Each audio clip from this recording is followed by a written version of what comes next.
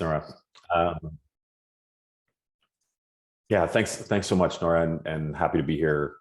I can't actually see whoever is on the screen or is in the webinar. So I think Nora was gonna, if you do have questions throughout the conversation today, I think Nora mentioned add them into the chat and we'll help to get them answered as quickly as possible throughout, and then we can do some Q&A at the end as well.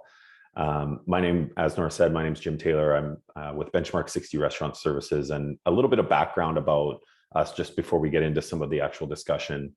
My career in hospitality was predominantly, up until the pandemic hit at least, predominantly in corporate restaurant operations, mostly in the front of house, and kind of grew up, coming through the ranks in a corporate environment in the restaurant world. From 2015 until the pandemic hit in 2020, kind of gets things rolling in terms of how we are where we are now. I was in charge of a task force or building a team within one of the large corporate restaurant groups in Canada, to really go after starting to study what other industries were doing, looking at how other industries managed things when costs went up, and really starting to understand how to use data to improve the business, improve the profit model, understand what was happening, and stay ahead. So we used analysts from all different kinds of industries. We partnered with one that had been looking at something as completely opposite as traffic patterns in cities or things like consumer packaged goods. We really tried to go to as many different ways as we could.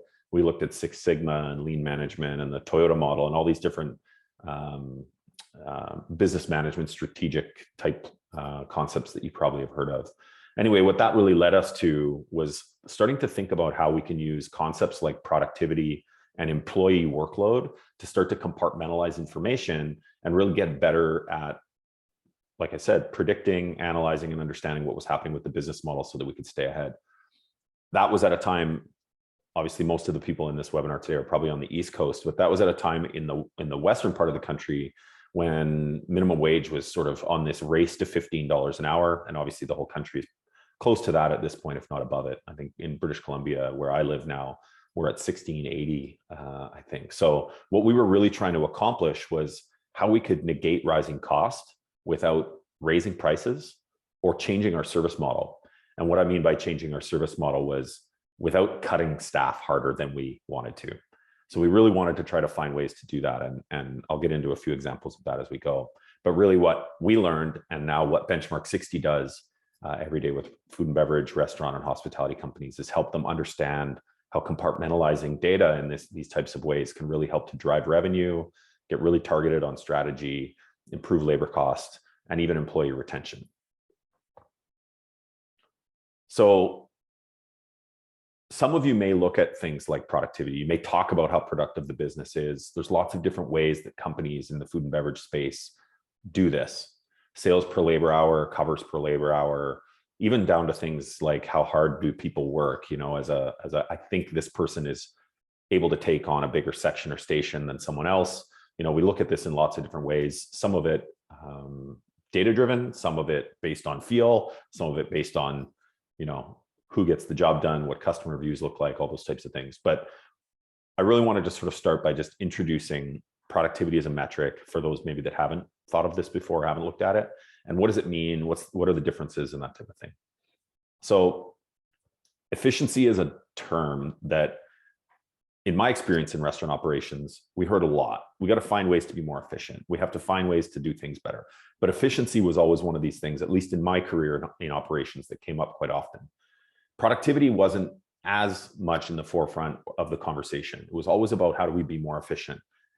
And if you think about efficiency in terms of what it actually means or what the definition is, it's really about how to do more with less. The more efficient we are, the more we're doing with potentially less resource. And when we think about it in terms of productivity and trying to actually be more productive as a business, what we're trying to accomplish is do more with the same. So not cut as hard as we maybe have in the past, not just worry so much about how many servers are on the floor, how many cooks are in the kitchen and those types of things, but really trying to increase output and the relationship between output and employee workload.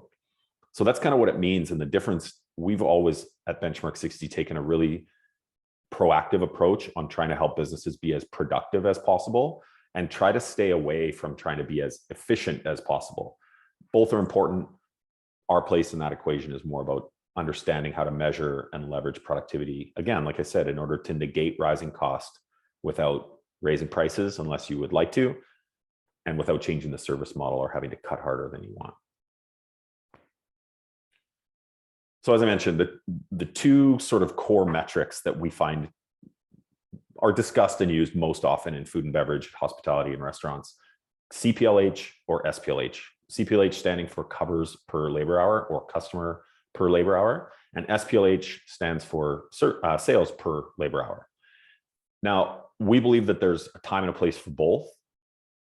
Both are really, really good pieces of information, can really help to, tighten up strategy and get really clear on what's happening in the business. But it's important in my experience and the way that we've seen this work in the industry to make sure that we're using the right metric at the right time. So 3 different categories: front of house, back of house, total operation. We can include management in there too, which I'll touch on. Front of house, we would always encourage any operator in a food and beverage environment to look at covers per labor hour as the productivity metric for that space. A lot of restaurants look at sales per labor hour in the front of house, which can be a good piece of information depending what you're trying to accomplish. However, in our experience, it can really lead decision makers astray depending on what they're trying to accomplish. And I'll get to that in a second. In the back of house, we always recommend sales per labor hour. And I'll kind of explain this in a moment as well. But sales per labor hour in the back of house, when we're talking about food production, is by far the best metric to use. And total operation and management, both one and the same. We would always encourage restaurants to look at covers per labor hour if we're talking about the whole business. So in terms of why, in the front of house, covers per labor hour is, again, in our opinion, in our experience, the most important metric that you can look at. Almost in general, I would encourage people to look at covers per labor hour before they even look at labor costs, sometimes even before they look at revenue, which may sound crazy. But covers per labor hour, if we were to break this down and say that, let's say that I'm managing, or maybe I'm even the owner of a small 30 to 50 seat cafe that's open for lunch and dinner 7 days a week. If I have a crystal ball and that crystal ball tells me that on Monday, I'm going to serve 50 customers from open to close. Let's say we're open from 10 a.m. to 10 p.m. So I'm going to serve 50 customers over a 12-hour span. I might think I could probably do that on my own, right? Depending on what the menu mix is or what the food offering is, that type of thing. I might even be able to seat everybody, serve them, and even make their food on my own if I'm serving only 50 customers over a 12-hour span. If that crystal ball told us that on Tuesday, I'm going to serve 100 customers, I might think, okay, that's double the number of customers I served on Monday. I might need a little bit of help. So maybe I'll bring one employee into the restaurant that day. They can help me with maybe cleaning and setting tables, or maybe they can help me bring in some orders. On the third day, if that crystal ball told us that we were going to serve 500 customers, I probably would stop dead in my tracks and go, I need a whole team to help me do that. I need someone who's cooking food. I need somebody who's greeting guests. I need somebody who's seating them and ringing in orders and helping to clear things. And maybe as the owner or the manager, I'm just going to oversee everything, right? So this is really driven by the number of customers that are being served. But what if we also knew that those 500 customers on Wednesday, what if none of them were going to order anything except tap water that's free? They just wanted a place to come in and have a glass of water and look at their laptop. And what if we knew that on Monday, all 50 of those customers were going to spend $100 each? Now, you might not spend $100 in a little cafe, but just for the purpose of the discussion. Now, all of a sudden, we're doing $5,000 in sales on Monday, and we're doing 0 to serve 500 customers on Wednesday. We need a whole team of people to make sure that the experience is good on Wednesday, that the staff aren't overly stressed, that the customer gets good service. But on Monday, now I'm trying to sell $5,000 by myself. It's still only 50 customers. So this is why we always look at it in terms of customer count first, because we can't always control what the guest is going to spend. So we'll come back to guest behavior or guest spend in a moment, but that's why we always look from a front of house perspective at cover count first and allow that to drive things like how many people we have scheduled, even things like hours of operation. In the back of house, it really doesn't matter how many customers we're serving. What matters is how much food is being ordered or how many meals we need to cook. So sometimes you'll see restaurants that look at tickets per hour or orders per hour. Also good information available there, but we still believe that sales per labor hour are the best metric for measuring productivity in a kitchen environment, because it doesn't matter if one guest comes in and orders 3 items or 3 guests come in and order 1 item each. The back of house team still has to produce 3 items of food or a certain dollar amount of food. So that's the difference in terms of front of house and back of house. And total operation, we would always look at covers per labor hour as well, and management too. We've helped lots of companies look at this from a management productivity perspective, including things like how do we get managers to work hybrid schedules, do some things from home without having to add more people to the team and therefore alter the labor model.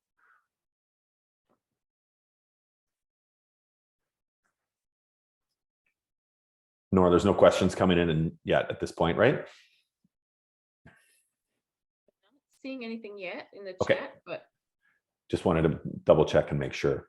So these 2 images that I'll talk about for a second here are actual productivity and labor cost graphs, right? What we're looking at here is an image of what's been happening with productivity and therefore resulting in different labor cost results, which I'll show you on the next screen. But this is actually showing what typically happens in the top image in most food and beverage outlets that we look at in terms of productivity before it's something that operators understand that they can measure, impact, control, all those things. So what you're seeing here, if this is a front of house example from an actual restaurant, I hope you can see the actual numbers, but we've got 5.05, 4.8, 4.61, 5.46. So this number is going up and down quite dramatically. And what that number represents is covers per labor hour. So on average, how many covers are being served in relation to the total number of hours that your team in the front of house is working? And those are weeks. Each one of those dots is a week. So this is a good portion of probably close to half a year, right? And every week we've got a fluctuation happening. The dotted blue line that you see there is the actual, excuse me, productivity target. So we've shrunk the image a little bit, but it's somewhere just above 5. Now, what we're trying to accomplish with this is to help this operation compartmentalize and understand that if they can consistently achieve just over 5 covers per labor hour on a week-to-week basis, we'll see a few things start to happen. So number one, you can imagine in most cases, when the productivity is really low or below that dotted blue line, we're probably going to see things like an increase in labor cost percentage. Okay. So they may not be as profitable. They may actually be leaving money on the table. When you see that dot get up to 5.46, there's one that's 5.8, up way above 5. Some of the things that we're going to start to see in relation to that would be a decline in average customer spend because the team is spread too thin and just can't get there to serve the guest. We're also going to see things like higher rate of sick calls, increased rates of turnover. And typically there's direct correlation between higher levels of productivity or workload at this point and customer reviews. So what we're really trying to do is flatten out that line. And I'll go through a few more examples as we go. But the bottom image is that same restaurant as they've started to think about this more in terms of managing the relationship between cover count and employee hours and start to actually smooth out that line. So all of the things that I just mentioned around declining customer spend, increased rates of sick calls and higher rates of turnover, declining customer review scores, all of those types of things, the adverse happens when you start to be able to smooth out that line. We see staff that know what to expect when they're coming into work. Their employee experience is more consistent. They probably make more consistent money if they're on a gratuity type scenario. They may be less stressed, they may be less burnout, all of these types of things, and your customer experience starts to become more consistent as well.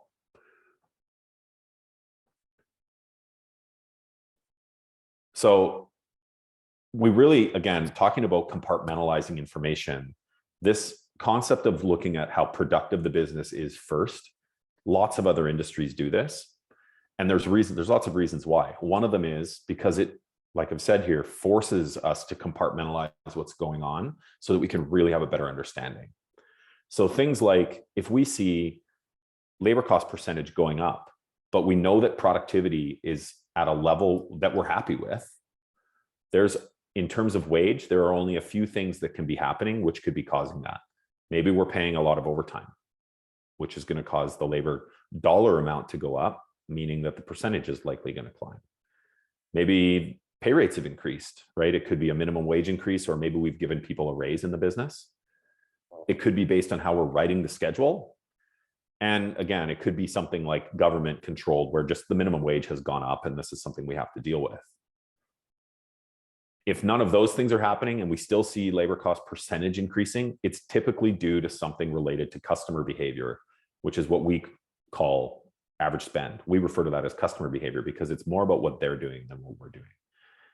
And things that can really impact average spend or customer behavior: how well trained are the staff? Is there training currently happening? Is there a promotion going on?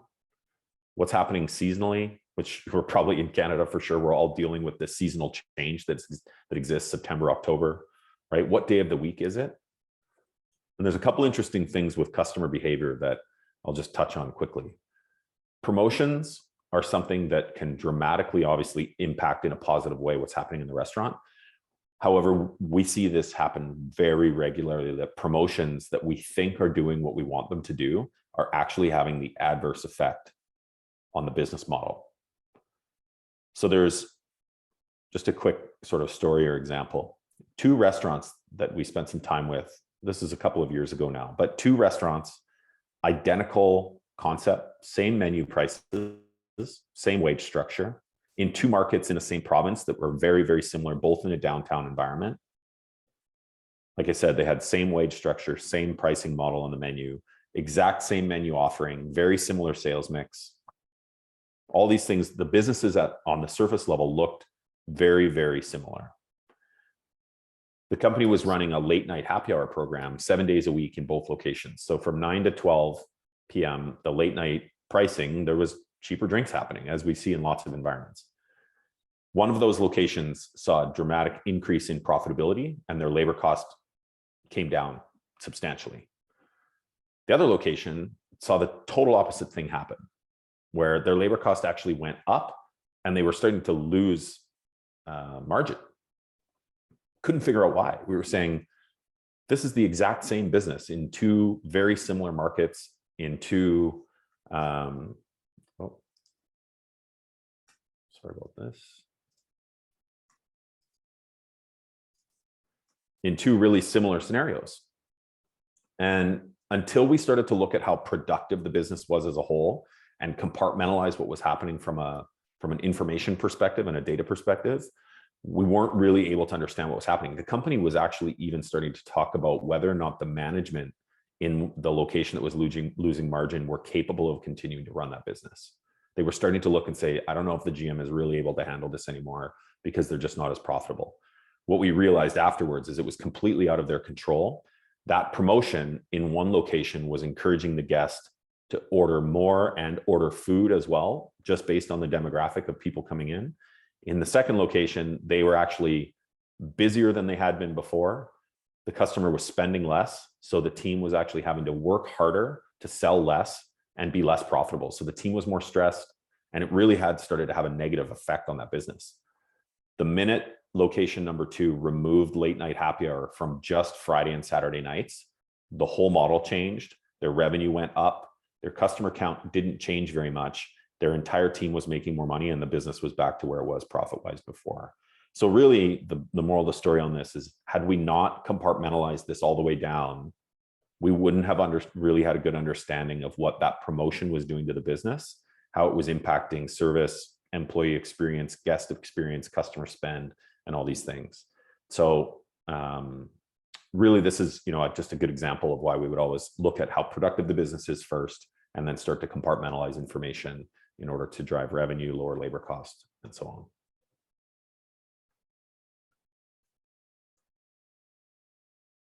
This diagram is a quick example of, we've got one line that's showing how productive the restaurant is. We've got another line that's showing, again, this is a front of house example. We've got another line showing what the labor cost percentage is in relation to how productive the business is. What we're not showing here is some of the lines around guest spend, average wage, and some of those other pieces of information. But this is an example of where we would start in looking at where some of those next steps of information are to look at. So the orange dotted line is the productivity target that this restaurant is trying to accomplish in order to keep their labor costs where they want it to be. And if we start out looking at these orange and blue lines, what you'll see in the first couple of changes is that they look like they're kind of acting fairly similarly in relation to each other. We've got a little bit of spike happening in the gold line, a little bit of a dip happening in the blue line. And then about halfway across the screen, you see this big dip happening with the blue line, the productivity score, and a fairly significant spike in labor cost percentage, right? Quite often that's where we see things start to act in correlation to each other.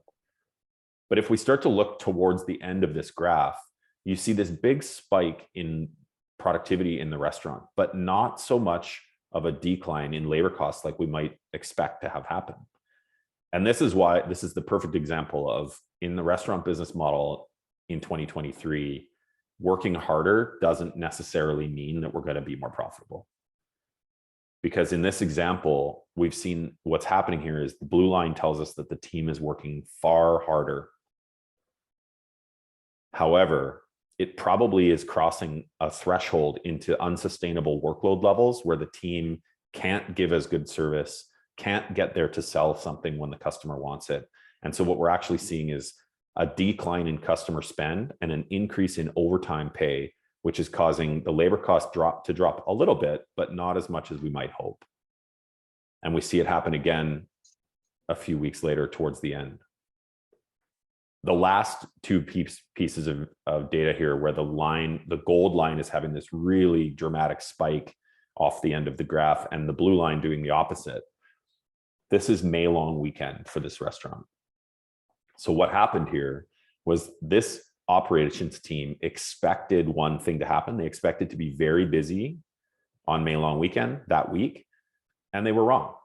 But what that caused was a sharp decline in how productive the restaurant was, combined with the fact that they had to pay time and a half for a stat holiday, combined with the fact that they learned afterwards that their guest spends less on long weekends, which is the case in lots of scenarios, because they take, here's my budget for the weekend, but now I'm going to go out for dinner or drinks 2 or 3 times instead of 1 or 2 times. So that money gets spread out, and we see a decline in customer spend, an increase in average wage, and a decrease in productivity, causing this labor cost to spike. So there's the same thing that we're seeing here from a reactive perspective. We can be proactive about. We understand what may or will happen and can be more proactive next time with that space.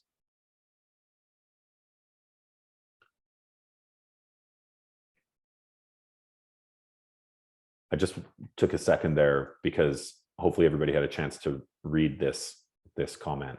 We hear this question all the time from restaurants. What should my labor model be? What's industry standard? Or I was talking to somebody down the street and this is what they said they're doing, so maybe that's what I should do. Or, there's lots of different ways to word that, but we firmly believe, and this is part of, as Nora mentioned at the beginning, think differently. We firmly believe that industry standard labor models don't actually exist. There is no standard.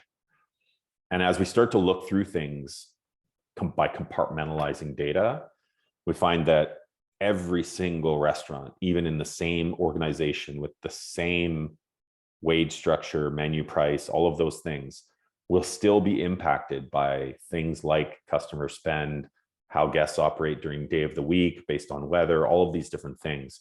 And until we really compartmentalize that information, there really is no industry standard. There might be the average restaurant does this, the average restaurant does that, but that doesn't necessarily mean that that's the right level for that business. So how we would go about looking at this is we would, again, start with how productive is the business? What's the workload level like for the team? Compartmentalize the information and say, okay, based on how this business operates from a wage structure, a customer spend and behavior perspective, what the staffing level and service model looks like, we call this concept clarity. We would then go and be able to say, based on how productive the business is, here's what the labor model should look like.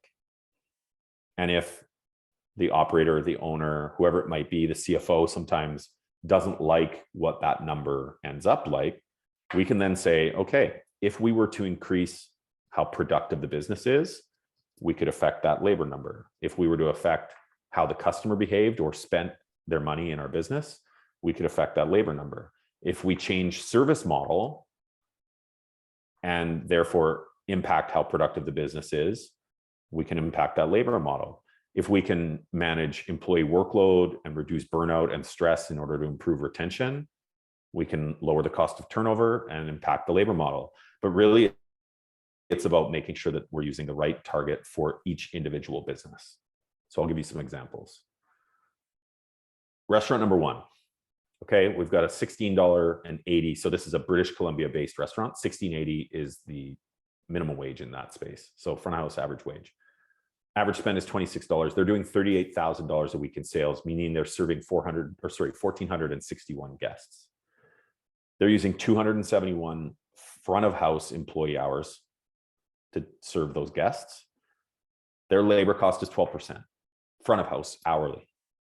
And this is showing us that their covers per labor hour, which is just covers divided by employee hours, is 5.39. So we might look at that and say, okay, that seems good. But restaurant number two also has an average wage of $16.80. They get $29 from every guest that they're serving, and they're doing $41,000 a week in revenue. They're serving a few guests less than restaurant number one, and they're using a few hours less than restaurant number one. They're a little bit more productive, combined with a little bit more in average guest spend. And even though they're serving less customers, they're doing more in revenue, and their labor cost is actually 3% lower. So this is an example of two businesses that are close in wage, they're close in spend and revenue, but the service model and customer flow changes how that labor model looks. If we go to the next slide, this is two restaurants in the same company that are almost identical. Exact same wage, exact same spend. They're both doing $26,000 a week in revenue. They're both serving 600 guests. One of them, however, based on the way that the business is laid out, is using 232 hours of employee time every week. Restaurant number two, based on the way that the business is laid out, only needs 145 to do that, to execute the same level of service. Now, the productivity level in these two restaurants, one is 2.5, one is 4.1. So the labor model is completely different. We see a 6% difference in labor cost percentage for two restaurants that have the same average wage, the same average spend, the same revenue, the same customer count. The only difference in these two situations is that the design of the business is different, even though they're both in the same concept. So what I can tell you about the design of this restaurant is one of them is in a mall. So it has a mall entrance and a street entrance. They need two staff working as greeters at all times to make sure that the customer gets served properly when they come in. That mall location also has their kitchen cooler, their bar cooler, their front of house cooler is in the basement. So if I'm serving guests and I run out of some sort of product for the bar, I have to leave the bar, walk across the restaurant, go down a flight of stairs and into the cooler in the basement to get it. Restaurant number two has one entrance on the street, and their kitchen cooler, their bar cooler is directly behind the bar. So for most services, restaurant number one needs two people behind the bar. Restaurant two needs one person. Restaurant one needs two greeters working to deal with customers. Restaurant two only needs one. So it's the service model in this case that's changing the entire labor model. And we would always encourage to look at covers per labor hour first, because then it will help us to compartmentalize what's going on after that.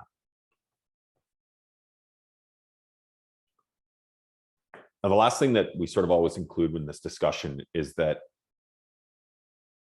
we get asked a lot about how this type of strategy, compartmentalizing data and looking at how productive the business is. So how do we use that to better take care of our people? The first one that I've mentioned a couple of times before I get into rewarding management is the concept of employee workload. So everybody, probably believes or understands or thinks that productivity is a good thing. And the more productive our team is or our business is, the better off we are. However, what we've found in hundreds of cases, maybe even thousands at this point, is that there is an invisible threshold that exists where we go from productivity being a good thing to becoming unsustainable workload. And the best analogy that I can give based on that is that most professional sporting leagues, NHL, NBA, Major League Baseball, you name it, most of them have a load management strategy in place that what they're using that load management strategy to accomplish is to protect their employees or their players from burnout and injury so that they can participate more often and deliver results. We see the exact same thing happening in hospitality, where unsustainable workload levels are causing higher levels of stress, anxiety, burnout, mental health challenge, and turnover. So there's a direct connection between employee workload and this really massive retention and turnover challenge, labor shortage challenge that exists in our industry.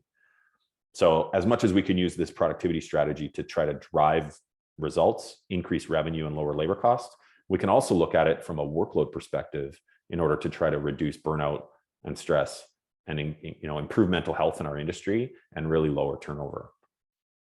So those two things being sort of described there, this is how we would also look at building out management reward or bonus program or whatever you call it in your own business based on productivity versus looking at it in terms of profit. Because if we can get to the point where we have a productivity target and we know that a certain level of covers per labor hour or sales per labor hour in your kitchen will result in a certain level of labor cost percentage or revenue or profitability, then we would encourage operators to consider rewarding their management based on how productive the restaurant is or the outlet is. We also would look at that from a workload perspective, because we know that over a certain level of productivity, we get into this workload challenge. So we might also encourage operators to reward their management team for staying below a certain level of productivity or workload. So if there's an optimal, we refer to this as the optimal productivity zone, where labor cost and profit become easier and retention actually skyrockets in a lot of cases. The best way to reward management based on that is reward the result that you're looking for in terms of how productive the business is, and it will generate the result you're looking for. But this is a way to help improve retention from a management perspective as well, because the more we can talk about maintaining levels of productivity and also protecting workload, quite often, we hear a lot from restaurant management, as I'm sure everyone on this webinar does, about that burnout factor, that, what that looks like in hospitality. So we would always encourage restaurant, food and beverage, hospitality outlets to think about how to reward their teams based on how productive the business is and what the workload levels look like.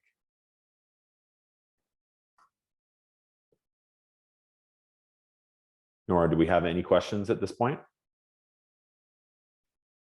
Not seeing any questions in the chat, but I'll just invite, if anybody has a question, feel free to unmute. We haven't got a huge group here, so if you'd like to just unmute and jump in with a question, go right ahead.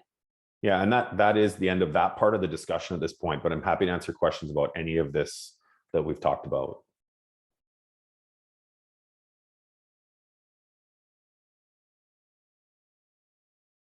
Anybody have a burning question? One of the questions that we get asked a lot, and if I can just chime in and again, sort of, maybe encourage. One of the questions that we get asked a lot is, where do I start? If I've never looked at this stuff, I don't have a ton of time. I'm busy. I'm on the floor and, dealing with whatever might be happening. Where do I start? So it doesn't take a big piece of software. It doesn't take hours and hours of research. It looks like we've got a question coming in. What it takes is what's happening in the business now. So what I would encourage anyone who's listening to do would be go and look at if you have access to your POS, go and find out how many customers you've served in the last 4 weeks. If you can break it up by week, awesome. Then go to your payroll or wherever you find that information and find out how many employee hours in the front of house your business has used in the last 4 weeks. Again, break it down by week and just divide cover count by hours. And that'll give you that score. That'll give you a ratio. That'll tell you what's happening. So maybe it's 5 1 week, maybe it's 3 the next, maybe it's 6. And just start to look at what caused that. Did we think we were going to be busier than we might have been and maybe we weren't? Did we overschedule? Were we training? What was causing those differences? And I always just encourage people to try to flatten that line out because it just creates so much more consistency in the business. Thank you so much for that. We do have a question. Can you give an example of a reward or bonus based on productivity? Sure. This is from Adam, I think. I'm sorry, Adam. I'm not going to try to pronounce your last name, but thanks for the question. So an example might be, let's say you've got this is a good example, actually. A current restaurant group that we work with, they're a brewery and have 2 food and beverage outlets. Their management in the past have always been given targets based on if at the end of the year, we achieve a certain level of profit or EBITDA, we'll give you a cut of that, 1%, 2%, whatever it might be. So maybe it's a few $1,000s or even up to $5,000 or $10,000 at the end of the year that this manager can make if they make a certain amount of money for the restaurant throughout the year. What they're doing now is quarterly, they're going and setting targets based on how productive they want the business to be and what workload level they would like to stay below. And if the manager can accomplish those 2 things, operate within that optimal zone throughout the quarter, they're taking part of that, what maybe would be $10,000 at the end of the year or $5,000 at the end of the year, and chopping it up into 4. So an example would be in the summertime when the patio is going, we know that it can get kind of crazy. It's hot. People are drinking more. It can get hectic. Stress levels might be higher. So they're actually trying to stay below a certain workload level in the summer in order to protect their team, retain their staff, and make sure that service is good. So that's their objective through the summertime. But then heading into September, patio closes. People maybe don't go out and spend as much money as they did before. We typically, in a lot of scenarios, see labor costs start to climb in the fall because revenue models change. They're looking at how do we be more productive in the fall in order to protect against a spike in labor cost. So we call that seasonal spike. So they're looking at this in 2 different ways: how to protect the team through the summer and how to make sure that they protect against seasonal spike in labor cost percentage in the fall. And then they're bonusing them a certain amount of money accordingly, depending on the time of year. Hopefully that answers your question. I'll just ask Adam, did that answer your question or did you have did you need, oh, okay, that's great. Thanks. Great. Okay, perfect. Do we have any other questions? I'm just looking to see if anybody's unmuting themselves.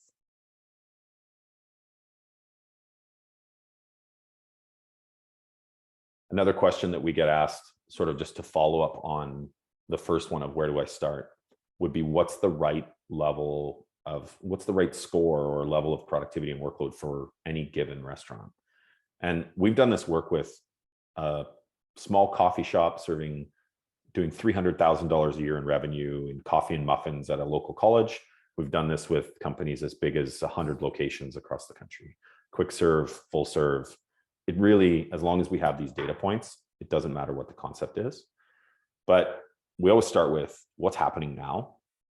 And then, as I said, depending what the restaurant is trying to accomplish, if we're trying to lower labor cost, then we would say, okay, here's where your current business sits in terms of that relationship between cover count and employee hours. What would happen if we increased it by 5%? And I would never encourage anybody to try to increase it by more than 5 to maybe 8% at most, because that small of an amount makes a huge difference. A restaurant that's doing $3 million a year in revenue, if they can achieve a 5% improvement in productivity overall, it equates, depending on wage and pricing, somewhere between $40,000 and $60,000 a year in opportunity. But it's small enough that the staff and guests typically don't notice. It's small changes. So we would typically start there. How do we improve this by 5%? If it's an employee retention challenge, we would approach it the other way. What's the level of workload look like? And what would that look like from a business model perspective if we reduced workload on purpose by somewhere between 5 and 8%? And then start to talk about that strategy with your team.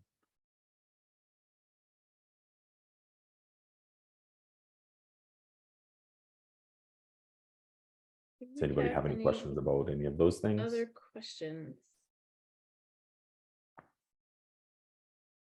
Jim, I have a quick question. I thought what you said about the promotions was really interesting. I just wondered if maybe you might have a couple of more examples of that, or maybe an example of something where someone added a promotion to something, other than what we normally think about. Lots of restaurants will have wing night or have you said happy hour, or they'll have, there's a different special each day of the week. Like, are there examples of where that was introduced and that had a positive impact versus sort of taking something away? Yeah. And before I talk about the positive impact one, wing night, because you mentioned it. I mean, so many restaurants do wing night, right? And we don't need to get into the cost of goods side of wing night, because that's a different conversation, and it's changed dramatically from what it used to look like.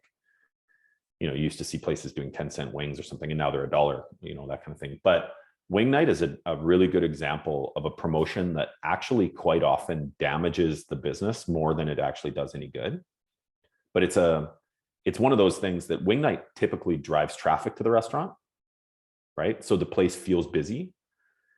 However, it quite often causes the same type of thing that I was explaining with happy hour earlier, where the guest is actually coming in and we're almost encouraging them to spend less.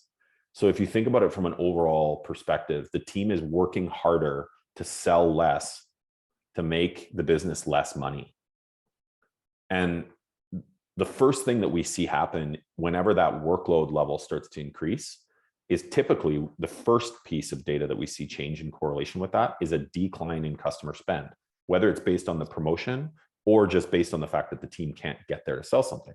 So we're actually seeing the business model get harder to manage, the labor model get harder to manage based on what we're actually almost encouraging the customer to do. Now, one promotion that we've seen that does completely the opposite is, and I'm not sure because unfortunately, like I said earlier, I've never been to Halifax. So I'm not sure how often this promotion pops up there, but we see it quite often in the western part of the country, is a 50% off wine promotion. So there are lots of restaurants in Vancouver and Calgary and Edmonton and lots of places in the west part of the country that do these 1 or 2 nights a week. They do 50% off the entire wine list, including a $200 bottle of champagne, a really expensive bottle of wine. Everything is 50% off. And what we see happen is that the happy hour promotion that is serving beer or cocktails for cheaper, quite often that encourages guests to come in, and instead of ordering the $12 IPA, they order the cheaper lager that's on special. But when it's wine, for some reason, the psychological thing around this is that people have a wine price in their mind. I'm a $40 bottle of wine person, or a $60 wine person, or a $20 bottle of wine person, or a $200 bottle of wine person. But what we see happen is that wine promotion drives traffic. So your customer count goes up, helping the business be more productive. The customer spend stays the same or increases because people say, well, I was going to spend $40 on a bottle of wine, but now I can get this really, really nice bottle of wine for $40 instead of the one I was going to order for $40. So the half price wine promotion, we encourage that in almost every concept that sells wine, because it always does the same thing. It drives customer count. It doesn't decrease customer spend. And therefore it just helps the business be more profitable. You may lose a small margin on cost of goods with wine, but the contribution from a dollar perspective typically outperforms that. Nor, does that answer your question? Yeah, those are great examples. Thank you. We even there's even that beer concept that I mentioned, the brewery group. They even are starting to do 50% off. They carry a very small wine list because predominantly they want people to order beer. They're even starting to do 50% off wine 1 or 2 nights a week. And because it encourages, you don't find many customers that go to a brewery to have a couple of, craft beers and a glass of Barolo or red wine. But there might be people in the group that go, I don't know if I feel like a really hoppy IPA, but I could go for some bubbles, right? So they're actually finding that their clientele is coming in and part of the group is ordering beer, and then they're selling a bottle of champagne because it's viewed as really good value and affordable and kind of fits in with the concept. So it's really interesting to see how that promotion works. Yeah, that's really interesting. I know a lot of the information you talked about, sort of looking at the numbers and looking at your sales and those sorts of things. Mhm. How important would you say it also is to sort of factor in those sort of qualitative measures and comments? And, I know sometimes, one comment can kind of drive you to think a certain way when really it literally was a one-off comment. But then other times you're hearing feedback from customers about different things, whether that's a product offering or whether that's your hours of operation. Like how important do you kind of place value on those sorts of things? So obviously customer feedback is really important, right? We would always encourage, again, going back to compartmentalizing the information, we always encourage operators to keep a really close eye on what the trend is with each one of those pieces of information. Is the business becoming more or less productive? Is the customer spend increasing or decreasing? Is average wage increasing or decreasing? And because those things will help you determine whether or not you need to make changes, right? So if there's consistently customer feedback about poor service, for example, we would expect that in most cases, we would see that decline in customer spend happening, and often an sharp increase in how productive the business is, because now we're into this workload thing, which is causing less opportunity to sell and a perceived lack of experience or service by the guest. So they're always connected. It just, what I would look for is trend in those types of things. I would never encourage, and every business is different, but I would never encourage any dramatic change based on one comment or even 2 comments. But I would, if there are starting to be a trickle of service related comments or things like that, food quality comments, I would start to look at what's happening in terms of productivity and workload levels, and then things like wage, spend, that type of thing. An example on the wage side of it, and this didn't come from a guest comment, but there was an 8-unit restaurant group in the Eastern US that we spent some time with last year, that they found that they're intentionally, at the beginning of 2022, they gave every single hourly employee a raise across their entire company because they knew that cost of living was becoming more expensive, right? So they proactively said, we're going to do the right thing. We're going to give everyone a raise. This wasn't government mandated. So they thought, okay, we've given everybody a raise. We understand what the new labor model looks like, and away we go. About 6 months later, they found that their labor cost percentages were way, way higher than what they had hoped they would be and what they expected them to be, even though they had increased prices, their revenue was strong. They weren't quite sure how to figure out what was going on. So we started again, going back, compartmentalizing information, helping them look at these things. We found that there was a trend of consistently increasing average employee wage. Even if it was, 3 or 4 cents one week, 5 cents the next week, it was this consistent increase in average employee wage. So what we found as we started to dig into that was that management across the company were trying to protect their people. They were trying to retain their people. They were trying to help. They knew cost of living was getting expensive. They were trying to help their people make more money, but they knew that the corporate mandate wasn't to give people a raise because they'd already done that. So what was happening was that the management in the restaurants were actually scheduling their team, their employees overtime hours as a way to help them make more money without really understanding what it was doing to the business model. So as a whole company, as a group, what we saw was, as I said, we saw this consistent increase in average wage across the company. So what did we do? We basically went back and said, okay, here's the current level of how productive the business model is. Here's what's happening with the wage structure. If there's two things we can do, we either straight up stop scheduling every single person those extra hours, and we might lose some people because now they're not making enough money, or we have to find ways for the business to be more productive. So what they decided to do was give everyone in the company another raise with the intention of, let's remove the overtime hours. So we stop seeing this increase in average wage. And we looked for ways to get a couple of points, 2, 3, 4% more productive. And they were actually able to pay people more again and lower their labor cost percentage. So had we not started to compartmentalize that information, they probably never would have realized what was happening.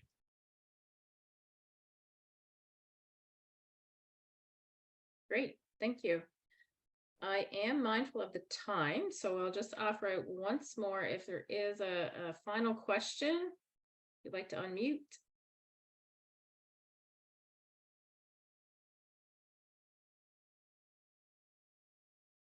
I'm not hearing anyone. Okay. Thanks so much. Well, thank you so much, Jim, for your insights this afternoon. I think you pleasure. certainly gave us a lot to think about. So we really appreciate you taking the time to spend some time with us this afternoon. I do want to remind everybody quickly that you will get a short evaluation pop up at the end of the Zoom session. So please take a few moments to provide us with some feedback. And I'll just remind everyone as well that from a GMIS perspective, we do have our sandbox sessions starting next week. Our first one is next Tuesday, October 31st. So if you'd like to join us for any of those, go to gmis.ca and take a look. And if any of those are of interest to you, we encourage you to register and hope to see you all again on a future sandbox series or webinar or GMIS course. So thanks, everyone. And we'll see you again soon.